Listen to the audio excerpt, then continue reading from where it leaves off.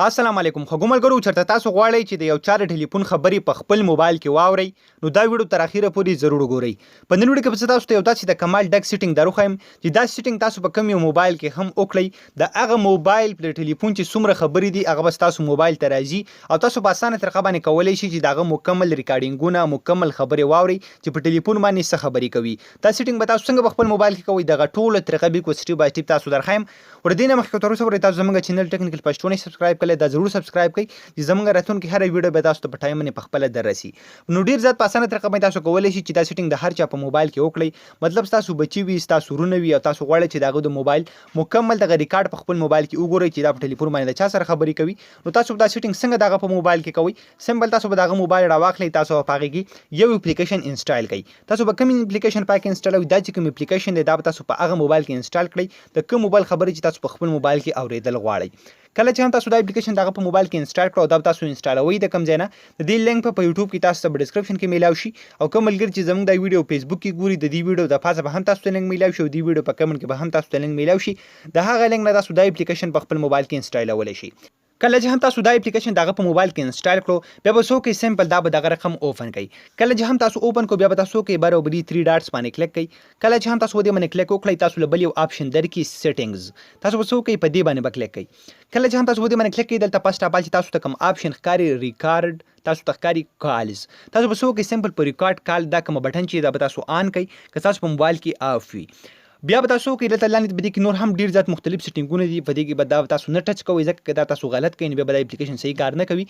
تاسو لاندې یو آپشن درکلی تاسو ته ښکاري کلاود اکاونټ په دې ځای کې به تاسو خپل جیمیل د هغه په موبایل کې ورکوئ. بیا د دې مخکې طریقه سره تاسو ته به دغه ریکارډینګونه څنګه میلاویږي دغه ټوله طریقه ته هم تاسو ته ښکاري یو ډراپ باکس دی یو دلته ګوګل ډرایو دی.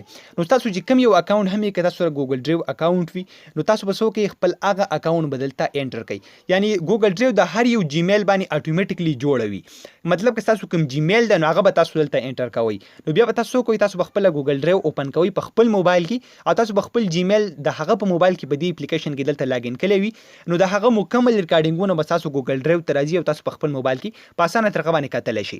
نو تاسو ته ښکاري دلته بیا تاسو وکړئ لاندې په ګوګل ډرایو باندې کلیک کړئ. کله چې هم تاسو په دې باندې کلیک کړئ نو به دلته به په دې کې بره تاسو له بل یو آپشن درکړي تاسو ښکاري لاګین ټو ګوګل ډرایو تاسو به څه وکړئ دلته به بره کلیک واخلئ. دلته به تاسو په موبایل کې چې مطلب تاسو کوم موبایل کې چې کوم جیمیل دي نو په هغې نه به یو جیمیل تاسو دلته د هغه په موبایل کې لاګین کړئ د چا ریکارډینګ چې تاسو په خپل موبایل کې اورېدل غواړئ. نو کله چې هم تاسو دلته یو جیمیل پکې خپل ولیکئ نو دا اپلیکیشن چې کوم دی تاسو هغه جیمیل به واخلي او تاسو په هغه جیمیل باندې به دا لاګین شي. بیا به تاسو د هغه ریکارډینګونه په کوم ځای کې ګورئ هغه طریقه ته هم بالکل درښایم ویډیو تر اخره پورې وګورئ چې ویډیو سکیپ نه کړئ. تاسو ته ښکاري دلته په دې کې تاسو ته ډېر دغه شان مختلف څیزونه شو کېږي. بیا به تاسو وکړئ په دې کې به لږ لاندې لاړ شئ دلته چې کوم آپشن دی الاو تاسو به څه وکړئ سمپل په دې باندې به کلیک کړئ. نو دا چې کوم اپلیکیشن دی دا به تاسو په موبایل کې کار شروع کړي. بیا به څه وکړئ سمپل په یس باندې کلیک کړئ نو مکمل ریکارډینګونه چې کوم دي دا بیا سټارټ شي. که تاسو واپس اکاونټ ریموو کول غواړئ تاسو ته لاګ آوټ آپشن چې کوم دی هغه تاسو دلته هم شو. بیا به تاسو وکړئ که تاسو غواړئ چې په خپل موبایل کې اوس دغه ریکارډینګونه واورئ د هغې لپاره به سمپل دا چې کوم اپلیکیشن دی تاسو ته ښکاري ډرایو دا به تاسو اوپن کوئ.